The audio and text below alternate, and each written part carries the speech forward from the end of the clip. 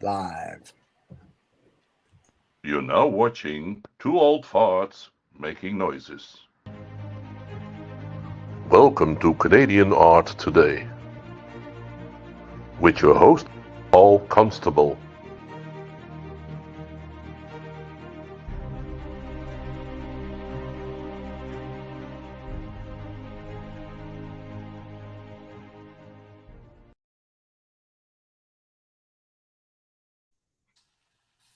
And we are here. We are back. We are. We're back, yeah. The dream It team. seems like just yesterday we were all together. But anyway, Well, a couple of us anyway were together. a couple of us. That is true. Well, we Yeah, have an exciting show I'm in today. and out of therapy, so I have to kind of as we're looking make forward That's because he to. works with me, Paul. That's why he's in and out of therapy. yeah. Government He's sponsored. doing double the therapy for you, right? He's doing your therapy for you as well at the same time. Yeah. I think so. Yes. So it's exciting to say the least. Yeah, If it's all somebody's going to it's all therapy, it's all age related, Paul. There you go. Well, as long as it works, that's the main thing. That's there you go. what we're doing. Well, we are excited to have everybody back, and I'll start off with if you like the show, please subscribe and like it, and also if you have any comments, please put them below. And we have an exciting guest today. We do. We have a very actually quite an exceptional artist. He's got a film background. He's been involved in over 100 films as a photographer, and he's actually in the producing of the movie. Shooting films, I guess, is what it really is. And now he's doing. I guess he's deviated from there a little bit and kind of semi-retired. I guess, and more into his love of abstract art. And I was taken back by his art. It's just amazing. It's a really different way of looking at abstraction. And I found that he's kind of influenced by nature and what's around him quite a bit, and it's very linear. And you'll see what I mean when you see some of his work. I mean, it's just they're almost like not quite etchings, but they feel three-dimensional. They look like they've been made out of string and painted, and Wow. got a technical look about them, but they have I'll call it messy look about them at the same time. But it's Is that an artistic term, Paul? Messy? messy. I love messy. Messy is good. It's a healthy thing. They always say to be messy around a guy with a messy desk is a productive, healthy guy. Guy with an anal looking room. I don't know. Then I must be a really healthy guy because mine looks like a bomb went off in it. So. Yeah, and awesome. Ironically, everything I have on my desk is all in the right place. That's why we work well together, I think. Yeah, I think so. Yeah, because everybody said when I worked in an office once, if somebody said to me, "It never looks like you're here because your desk is always the same." I said, "Well." But I've chaos in my head. Like 50 people are here. You need a yin and yang in those things. True. But our guest artist is take your choice, Paul. Yeah, our guest artist. Am I the yin or the yang? Both, because it's really like this. Our guest artist is Eric Goldstein from Vancouver. And before we bring Eric in, we want to say hello to Mrs. Goldstein, his #1 fan, because he's a good Jewish boy. And if we don't say hello to his mother, being a good Jewish son as well, I'll get in trouble. So, Mrs. Goldstein, welcome to the show. So, and here is your son. So, there you go. Well, thanks for having me, and definitely give a good word into my mom. All right. Yeah, of course. So I know how that goes. We have to make sure that mom's taken care of. So not to worry. Yeah. Well, hopefully it's not the first time she's seen your artwork. So we'll have to. And to add to what you're saying about a messy desk, I saw a bumper sticker on a car that said, "A clean car is a sign of a sick mind." So there you go. It took me years to figure that out, but I think I just figured it out now. Yeah. There you go. Yeah. Glad we can help. Now you don't have to go to therapy anymore. Maybe you too, David. You can stop. So look at the money we save. It's official. I've got a sick mind. So there you go. Thank you, Eric. So I have to wait all these years to meet someone like you who could relate to me instantly via a bumper sticker, which is, only a true artist could do that. Let's put it that way. There you go. the other bumper sticker I always like, I'm off on a tangent, is, you know, visualize world peace. That's cute. Yeah. All right. Well, gentlemen, that's a bit Eric, of your thank you for environmental statement. Okay. There you go. Eric, thank you for being here. David and I are going to disappear. It's all you and Paul, and we'll see you towards the end of the show. Thank you for having me. Look forward to So seeing here you go, Paul. You got it. Well, welcome. I appreciate you able to take some time to talk to us about your art practice. Thank you. It's a great thing to be able to talk to artists from coast to coast and see their work, and you guys can share your work with other ones that are from different areas, find pieces of work that are being maybe similar or dissimilar from, you know, within our own group of artists. And I found your work really interesting. I mean, you've been on our site for a number of years now, and I've seen a growth in what you're doing a little bit. Even I don't call it growth. Everybody's growing, whether you've been doing it for 20 years or not. But I think I'd like to talk to you about a little bit about I guess that little journey between, and maybe there's a segue between your photography life as a film guy and where you are today. Can you, give us a little update on what you're doing? Yeah, well, there's a very strong thread between the two. So, somewhere along the line, I chose a career as a cinematographer. It's been wonderful. I actually now been doing it for 35 years. I'm not quite retired, but okay, sort of one foot out the door.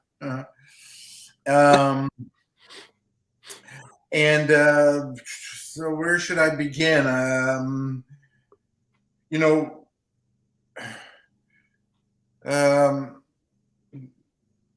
said photographer. I just want to clarify. I'm a cinematographer. My title is director of photography. You often see that credit in the beginning of a film, and I want to say that it certainly has a lure of artistry, being a director of photography, but it's the craft that takes over self-expression.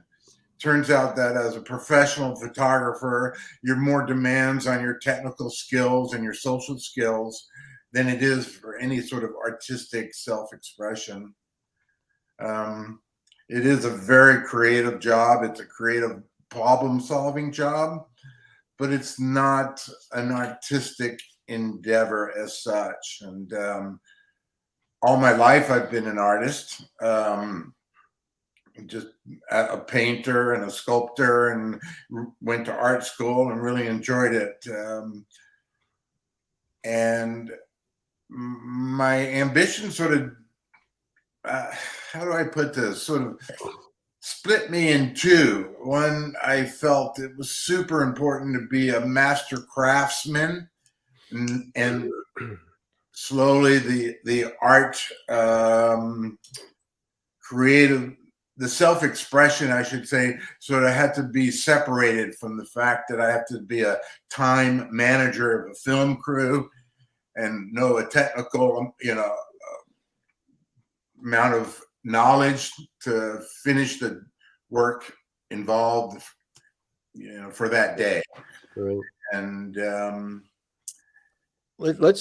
I'm going to have them bring a picture up right away, because I think we're putting our first image up so you can sort of see. Now we have something that we can talk to a little bit. So, okay. Hey, Paul. Yeah. I'm sorry to interrupt, but it helps me if I can see you. Yeah. On the image, so I could be talking to you rather than. Hey, we can leave it in this format. You can see me there. Sure, that's fantastic. Perfect. Yeah. No, I agree. And we just keep. Anyway, I was trying to say that my work is really an extension of what I did as a cinematographer. I used, I used a lot of line. I used the interpretation of light to create a story. And as a cinematographer, I'm asked to sort of co-author a story using camera movement and lighting. And so I tell a little bit of the story. So I call my work, I'm sorry, I just lost my thought. But I call my work emotional narratives with kinetic energy. So yes. Each of my paintings tries to tell a story using the same sort of alchemy I used as a cinematographer to express a thought or a moment in time in a single frame. Wow. And so it's a concept that I use on all my work. It's not necessarily important for the audience to interpret that concept, but it's how I work. Yeah. And so that thread as a cinematographer to what I do as a mixed media artist is quite thorough. Right. Yeah, I was quite taken with your work. Like even this first image, you can see for sure the linear aspects, the vertical linear aspects, but broken up by the circular geometry that's inside that, right? And so there's this explosion between the two, the vertical lines and these explosions that are happening when they intersect and they blow apart. So you get this nice sparkle that's happening. But I find what I like about it though, Eric, is I'm not dealing with blocks of color and squares and things that are predetermined almost. Some of the abstracts I've seen are kind of predetermined, and I love the abstracts that are pushing an envelope a little bit. And for lack of words, they push the boundaries, I guess, a little bit of what is abstraction. So you have kind of your own look. That's what I guess I'm saying. And if I saw any one of these at any time, it didn't matter what color, horizontal, vertical, I would have a darn good guess that it was you that did them. So that is in itself a huge kudo to have, because that's what a gallery wants to see. They want to see recognition. They don't want to see you blend in with the other abstract artists. You guys have to complement each. So they could have more than one type of abstract artist in their gallery because they stand out from each other so much. They don't try to look like each other. And like you said, it's got a nice, do I see the narrative? Maybe not as much as you do, but the more I look at it, I see my own narrative in it. I guess I'll put it that way. Yeah. As we go through this body of work, that the small body of work that we're going to present here today. We'll go through some of those images and you can talk about them. Can you talk about this one a little bit? You call this the Remnants of Sume. Yeah, well, no, the narrative of this one is that one winter day, one fall day, I went outside in my backyard and I found the garden hose left out covered in leaves and mud. And I thought for a second, I said, oh my gosh, I ruined another garden hose. And so I thought about it and I figured, the garden hose was left from my summer. And so we carry with us remnants of our past summers and our past lives with us. And so this is called Remnants of Summer. And it's about the twisted, unforgotten feelings that we have from our past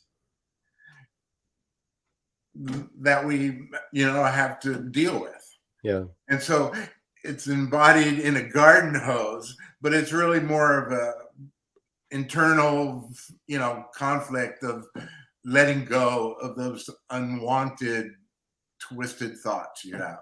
Yeah, it's funny how you get those things. They translate differently when you see a physical thing like that, and you get a feeling from it, and you think, oh, that's similar to kind of, it's like an analogy towards something else that you can put on canvas. And so do you work on a canvas or on a board? This one's on a board. This one's on a board. Sometimes it's a mixed media. So sometimes if the objects are heavy, then I need to put it on a board rather than canvas. But so the pigments, they do build up quite a bit. They do, and it's quite relief. You can't see this on a photograph, but between the curled steel cable and the threads interwoven. It probably comes off the page there a quarter to, you know, a little bit more, 3/8 of off that canvas. Okay. And when you walk around it, you can see it creates its own shadows, and it creates a lot more depth than a photograph can kind of show. Yeah. Lighting would be crucial, for sure. Yeah, when you're to have that in your office or in your home, lighting would be a real bonus to have a good lighting system for it to make that thing pop off the page. Maybe bring another one up. We'll just go into our next one here. Let's see what's. Yeah, this one brings up. You can see more of the strokes that are happening in this one, and the stops and starts. Can you talk about this one a little bit? Well, I could start with the narrative on it first, and that is, Yeah. this one's called Street Addresses.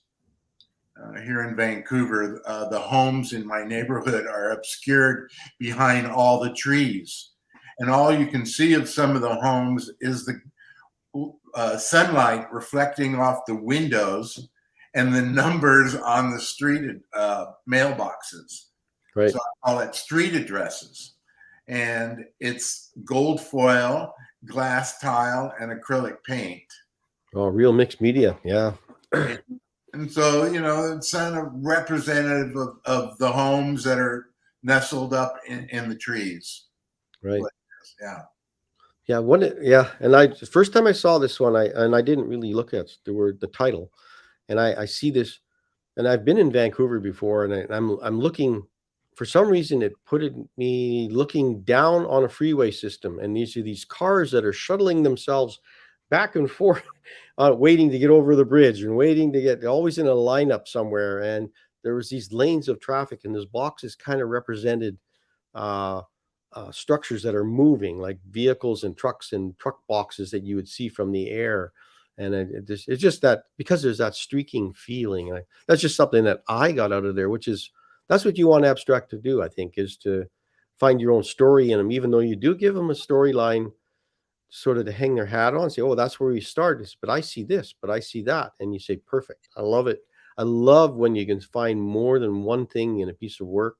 It gives life in that room. You can look at it multiple times. Otherwise, it gets exchanged out. And you want to stay on the wall as long as you can. So, yeah, it's a lovely piece, and it's cool and calming, yet the greens, I think those values that give you a little, I guess it's a bit of a darker palette that you're working in on this one, that I see, because some of the foils don't shoot with photography very well. It's hard to shoot a foil. Yeah, it is. And like you said, it really requires just the right light.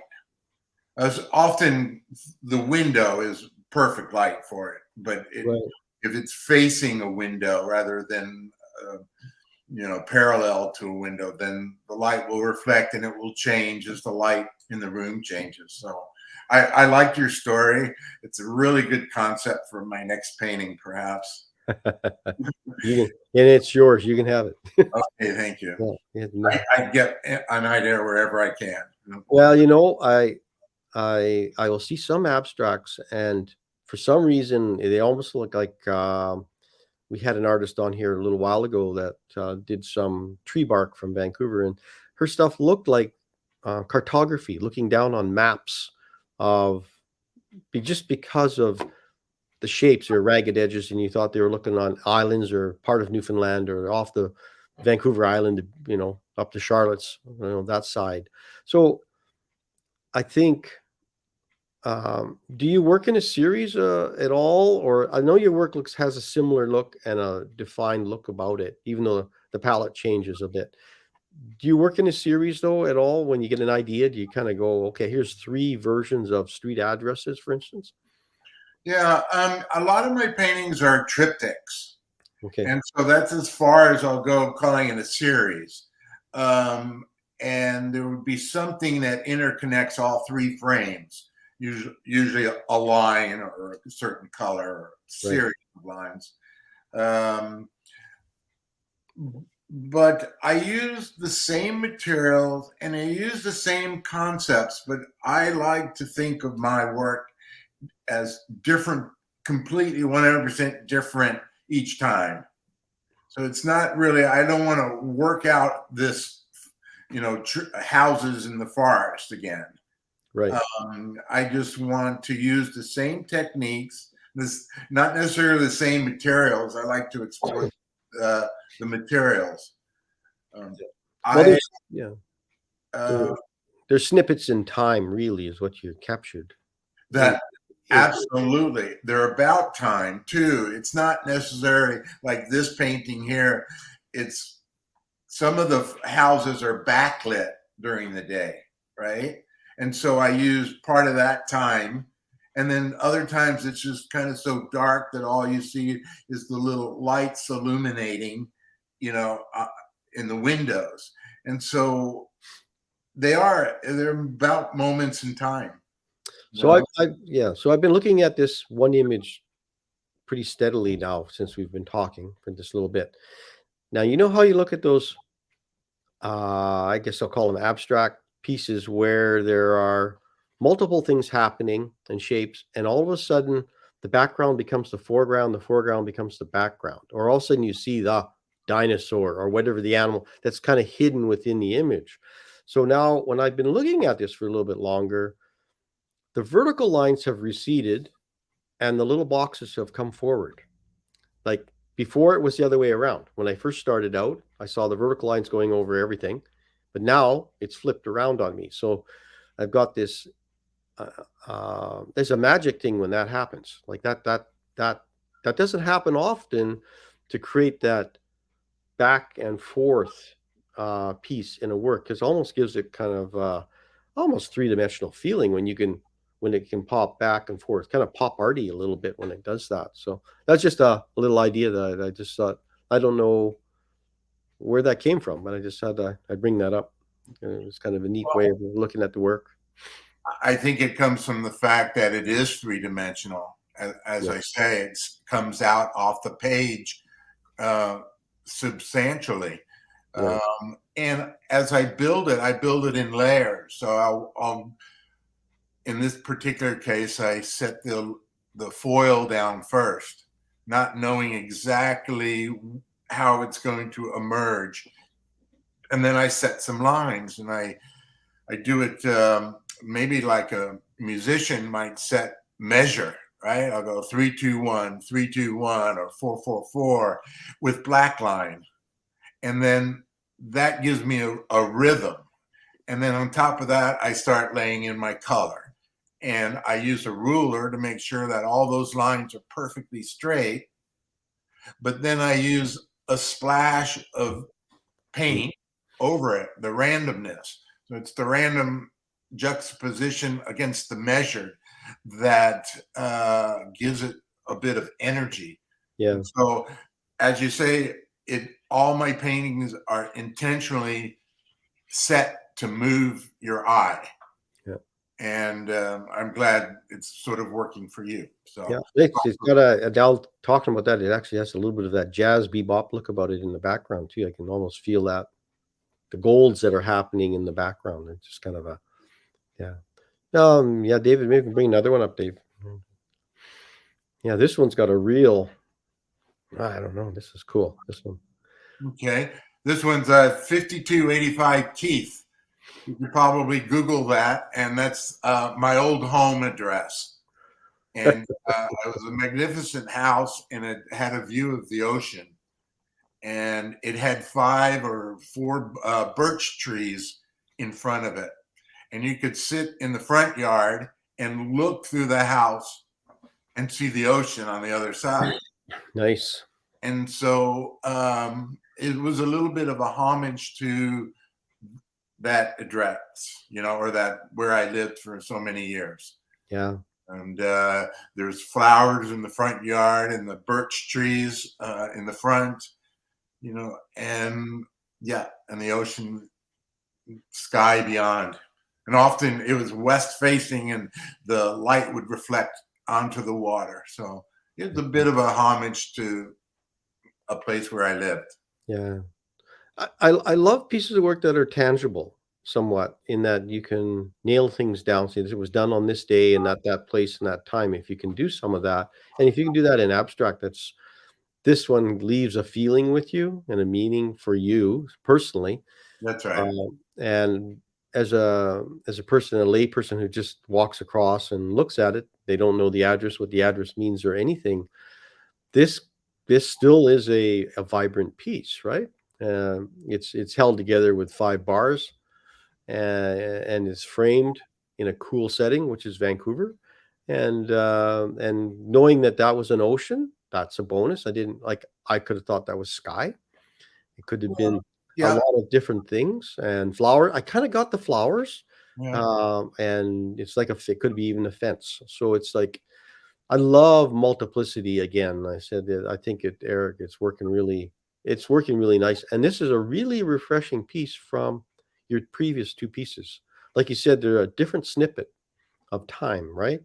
And it's nice. It's nice to, instead of just responding to the same subject over and over and over and over again, which I can understand and respect that as well. But to take your style of work and respond to multiple different scenes and still get something out of it. I mean, it's a bonus that you're telling us about each image, because normally we don't get that from an artist, just to explain each image and where things are and what are, how things are being done. So is this acrylic paint or oils, or? No, acrylic. It's acrylic. It's acrylic. It's also embedded in acrylic medium, clear acrylic medium. So it's not fragile that way, and it's all the string is embedded against the this is canvas here, I believe. So these are painted, laid down strings? That's right. Each one is an individual string, and the string somehow, there's many reasons I use it. The linear nature of the string, I think is really important. I think life is made up of lines. As a cinematographer, we always think of lines running through the set. So the furniture or everything, the walls lead the audience's eyes to the actress or to the actor. You kind of you're directing the audience where you want them to look with these hidden lines. There also a concept that in photography we have pixelation, right? Digital pixels. And if you were to look at it microscopically, you would see a circle, but far, a few feet back, they become an image. And so I use string in lieu of pixels, so that when you're close to it, it looks like string. It looks like a material that's not what it is.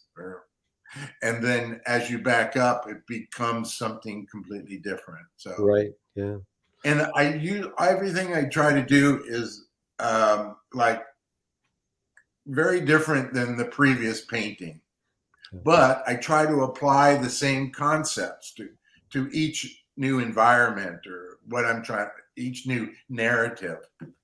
And that's what gives it kind of a signature look, as well as everything else. So I haven't seen a lot of artists working with string in that, for instance, in that sense. So I've seen them, they'll work with hemp and twine and doing different things, but this still has structure to it, which is kind of cool. Can we get another one there, David? Bring another one up. Yeah, go a little horizontal on this. Excuse me. Sorry. This one, it definitely is landscapey. I feel really a beautiful landscape feeling, of sunrise and as such, but ridge line. Ridge line, exactly. So this is where a skyline, a shoreline, a water line all coalesce with a bridge line. And I forgot, and my horizon line. And it's a waterscape. It's looking toward a bridge that's surrounded by sunset. People see birds and clouds, well, in that, and that's fine. To me, it is just texture, and the it's just texture is what it is. Yeah. It binds it all together there. So the water, you can see the skies reflected in the water, and no, it's it's probably one of your more literal ones. I think this one probably it is actually. Yeah, it's probably that way. The we're talking about lines in the previously and with film, and I remember even as a kid going to old Roy Rogers film in black and white, or even, and I thought it was always raining in the film, right? Why was Roy Rogers or it was the Lone Ranger? Actually, it was mostly Lone Ranger.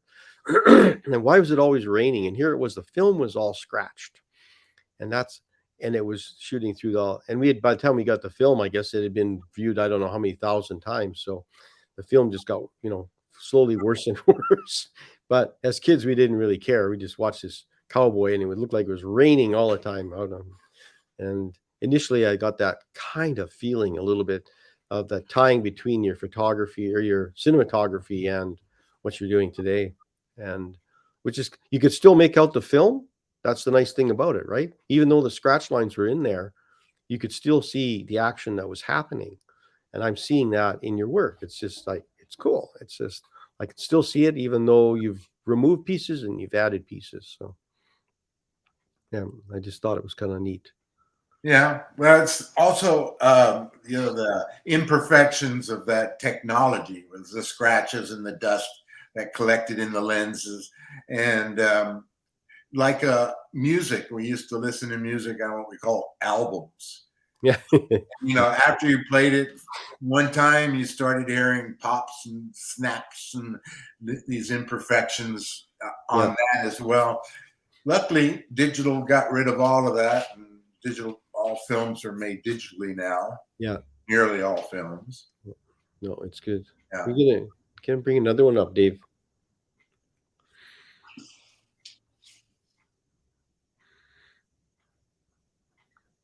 Yeah, this is Entropy in pink. And it's a part of a triptych. There's 3 of them. It's, once again, a waterscape or a landscape. There's the water, the mountains, and the sky. And at a certain time of day, very fleeting moment, everything sort of becomes entropy. It's all decaying, and you don't no longer see exactly what lines are which, but it boils down to, as I see it, lines, yeah, movement, and so it's called Entropy in Pink, and it's this one has a flare, to me, a little flaring look about it. So things are like, it's like a bright sun, where it'll kind of blow out edges a little bit on you, like with a bright light and bright sun. So yeah, it's got a nice feeling. It's got, like, how large are these pieces about? All my canvases are the same. It's another concept that stems from cinematographer. This is the aspect ratio of this is 16 by 9. And so this is 30 by 40. 30 by 40 size. Okay, yeah. They're all the same frame size for just that reason. Yeah. So do you make smaller pieces at all, or you just stay with that one size? No, I just stay with that one size. So I would see making small pieces using the same size string, the scale would change. It would. Yeah, if you all of a sudden the string would look bigger on a, say, a 4x5 piece, like a 4-inch by 5-inch piece, the string would look huge. But put on a larger piece, the scale, it's all about scale, and everything would be scaled down a bit, I would think. I use different dimensions of thread in my work to give it more depth for that same reason. Yeah. So is it thread you're using more than string? correct? Or use both? It's all cotton fiber. And so I'll use what they call embroidering thread because it has such rich colors. I will get yarn that's cotton yarn. And lately I've sort of been doing the macrame size cotton, which is almost rope. So, yeah. And I like to use steel cable. You can see this curvy line that I have. And I use the steel cable, the light gauge steel cable, because it has its own flex to it. And it has its own natural shape. You give it a little bit of tension and it will find its own dimension. With the string, of course, I have to pull it taut. And what I do is I measure precisely straight lines or parallel, and I tape it to the edge of the frame as tight as I can before I apply the paint medium. Okay. Which then adheres it to the canvas. Yeah. Yeah, your steel cable would have a bit of memory in it, so it would hold the curve. That's right. Yeah. No, it's got a. We get another one, David. Bring another one up.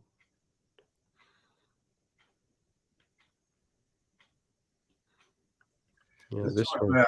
This one was quite timely. I could almost imagine when this one was done. Yeah, just recent. I mean, just this year or maybe the end of last year. And yes, it's funny. It's my only political painting I've ever done. Yeah, actually, it's a nice homage as well. There's nothing wrong, really.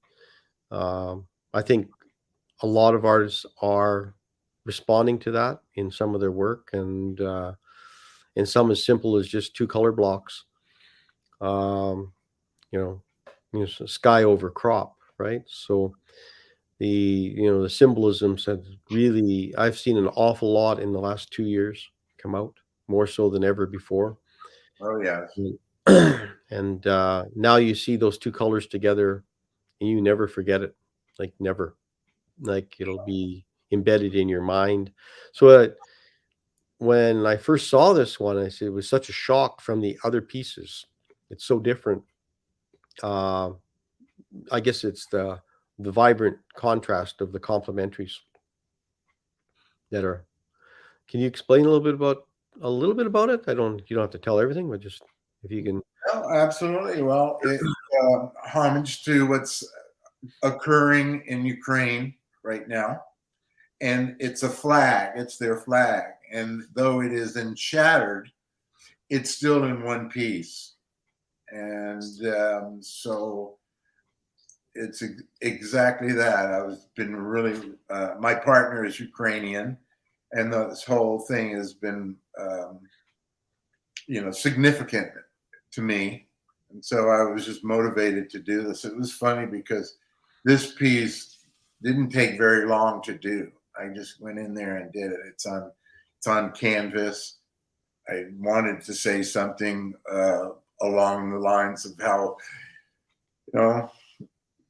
brave and strong the Ukrainian people are, and how they're tattered and shattered, but they're still got some strength and unity to it. So yeah, it's a powerful piece. Not just the colors, but I love the vertical structures, the fragmentation that's happening. You can read a lot that you've just said. We can understand quite easily about what it is. And I think I've seen a number of different responses in using these colors. And this is probably one of the more effective ones that I've seen that is, I don't know what the word is, but I think it's palatable. People can put that on their wall. It'll be there for an awful long time, and it can be. And once times do get better, I'm hoping that it'll be that this piece of work could actually still pertain to that time. So I think there's a timelessness about it. So I think if you can ever get this into, I'm sure there's a number of call for entries around for these kinds of things. It would be a good one to put in. in a call for entry if you had to do that, unless your wife wants it on the wall at home. No, it's actually sold. I sold this piece, and all the proceeds to it went to a Ukrainian nice fund. Yeah. So. No. Excellent.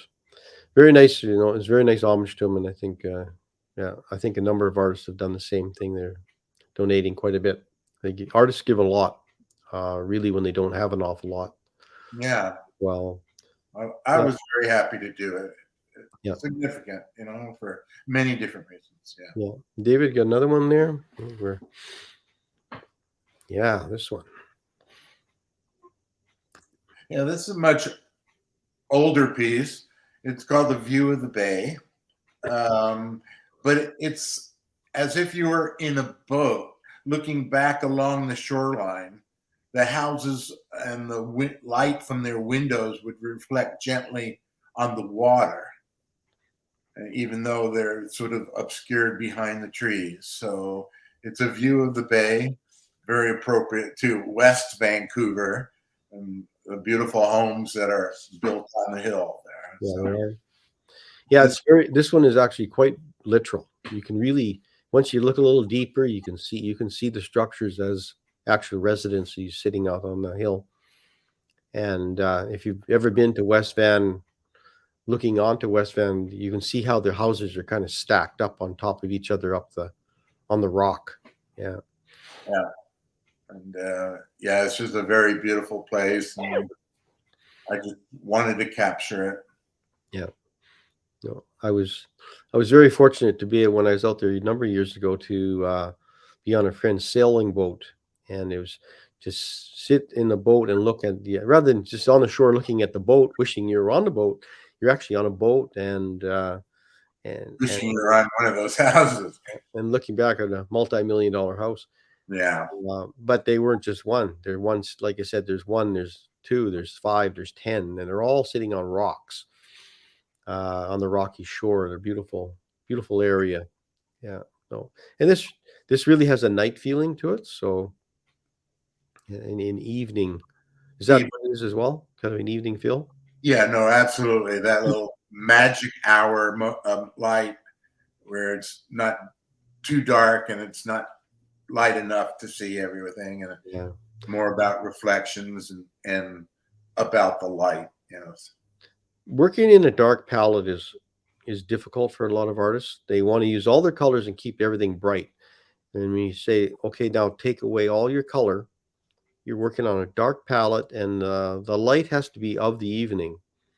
It can't be daylight reflecting on the water when it's evening light. So there's a real subtleness to doing that, and a lot of artists have trouble switching their palette.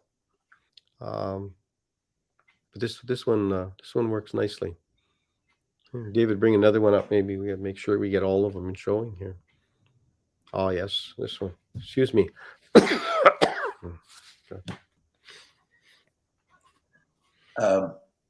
In December, or in Vancouver, as in Saskatchewan, it gets dark very early. And so people downtown are still very busy. So the city is very vibrant and alive an early December night. And it's always raining here in Vancouver. Oh, yeah. Always raining. So this is December nights. It's about Vancouver in the rain. It's probably 5 o'clock if you were to give it a time. And people are still in the offices, and the city is busy, and it's just the reflection in the water or in the rain. And it's a very different piece. And speaking of working in dark tones, I've always felt like, who's going to want a black painting in their house? It's going to feel like a dark hole. But this one sold, and very vibrant, moves a lot. I hope. I think people do look for impact pieces. So, and It's not like it was a little tiny black painting, and it's not all black really. If you look at the proportions of color, but there's quite a bit of snap to it. So, and I think I'm trying to think. I've seen, people's houses or businesses with dark pieces, but this has a very masculine feel about it. This piece of work, so it could sit in a corporate office quite nicely, or a home, I guess. But like you're right, though. Sometimes they can be a hole in the wall if there's just a big black piece. But I mean, you got a black Rothko, you got a hole in the wall. Yes. Yeah. But no, this one's got a nice spark. I mean, and I think it's like you said, it's that music timing thing happening with this again, right? You can feel the tempo between the building heights and the lights that is happening in there, and the core parts of the painting. Yeah, no, it's got a nice feeling. Usually in December here we get like snow, so everything's white, black and white. We wouldn't have any reflections on water. We don't have the water to do that with yet. But do we have another one there, Dave? Are we getting near the end? Oh yes, this one is nice. So again, this is where the shoreline, the water line, the horizon line, the skyline all coalesce and come together. And I used a square with gold foil to sort of represent maybe a sunset. And I made it square because I was trying to talk about line. And, just an interpretation, I guess. Yeah. I thought about the square quite a bit when I saw this one, and I thought, because you're dealing with the organic nature of the shoreline, and you can see the hills in the background and that, and then I'll just throw an idea in your head here. What I saw, I said the square structure is really human. It's a man-made object. And so now you've got domiciles that are built in squares, and they're placed within the setting, right, in the landscape. And so it's kind of a disruptive, right? And I found it interesting, but then it's almost like this square moon. It's like it becomes either, I was debated, is it a square moon, or is it this domicile that we build structures on these beautiful lands, on these shorelines and beaches and things like that. And that's what I got out of it. I think it's might be a little deeper than what you were thinking, but I think it's it might have been in the back of your head and you didn't know. Like, we do things like that. Things happen. A lot lurks back there that I don't have any idea about. Yeah. So, but yeah, you know what? It was sort of an interpretation. It's not the moon and it's not the sun. Yeah. Or it's both. And yeah, it was. Well, it reflects, and I think it adds I guess what it does is it breaks that line up, that horizontal line, the gold one that goes through there. It stops your eye in that spot in a dramatic way, and it makes me want to ask a question. Why is that there? What is that about? I want to know more about it, and I either ask myself if I'm standing there in front of it without you to help me tell me what it is, and maybe it's resolved and maybe it's not resolved. That's fine with a painting. You can have question all the time and no answers, but it's something a little different. I think we might have one left, maybe. Here we go. Yeah, I'm quite fond of this. This is an older painting as well. It's the forest through the trees, and its interpretation of that saying, it's hard to see the forest through the trees. But that's what that is. So yeah. Well, in this one you got a little bit more scrawling happening, like organic lines that are. Is that cable again in the middle? That happens to be just loose ambient string that's kind of thrown onto the other lines and then covered in plaster mixed with acrylic paint. Okay, so it's real mixed media on this one as well. Yeah, it's beautiful. No, really, there's a real nice series of pieces here. It was nice talking to you about it. Excuse my voice here. Excuse me. I think with all my paintings, my intent is to capture that moment, that pondering presence that we get when we see something really interesting or beautiful or moving. And sorry about the phone there, but it's about, that pondering presence we get and that feeling. It's not about the way it looks, it's the way that it feels to experience. Often indescribable, incomprehensible, and sometimes very chaotic. Yeah. And so that's what I try to do with my work. So, well, I think you need that to be excited each day to work on your work. You need to find that why do I want to go and do that, right? So you're always looking for those inspirations that come upon you, and it's nice that you can. So do you work in a sketchbook at all? Do you have any ideas where you scratch stuff down as well? And I do. When I started, I kept copious notes, and I wrote things that I wanted to say with the painting. And often I start with a photograph even. And as soon as I start my work, it disappears completely. Yeah. It's kind of it's a struggle once I start to like discover what it is I'm trying to say. And I go, this is awful. That doesn't work. And I pull out more strings sometimes than I put in. And in the end, or rather when it comes together and says what I wanted to say, then I know I'm done. Yeah. And it's a really interesting process because it's really about an intention and then a discovery. Yeah. And it's so much about the process. And it's they're all very labor intensive and they take me a long time. And there's a lot of self-talk and, you know, psychology going on inside my mind to get it where I want it to be. So, yeah.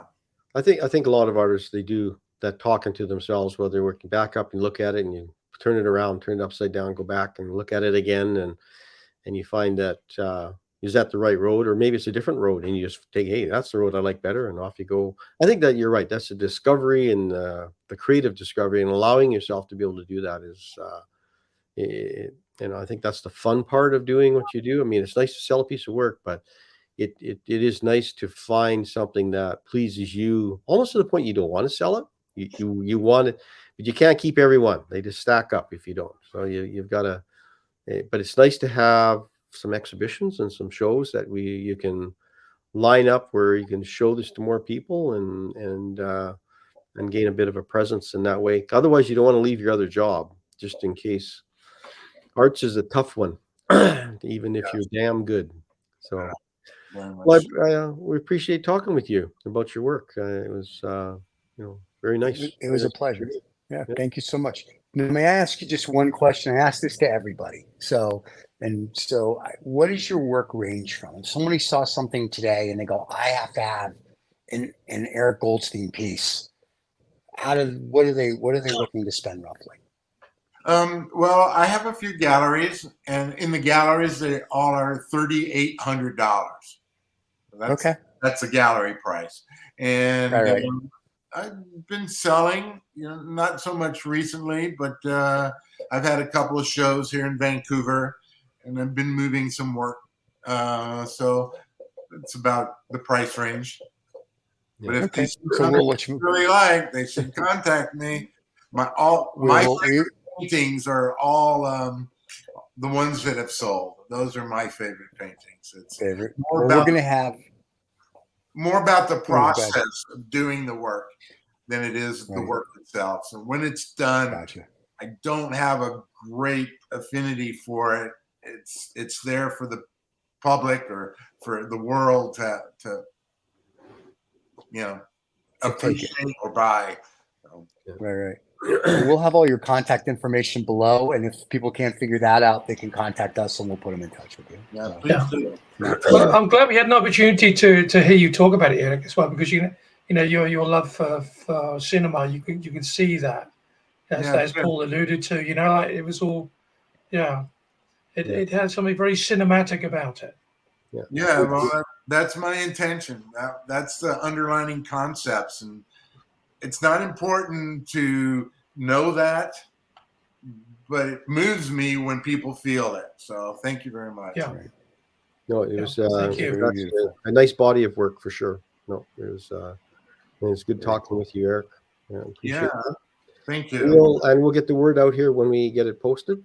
And Well, you really built a community of artists here in Canada, Paul, and I want to congratulate you and try to just be you. So it's excellent work there too. I appreciate your support. Much obliged. Thank you. My pleasure. Very cool. And we appreciate you coming on, Eric. Yeah. All you now. All right then. Thank you. Thank you. Cheers.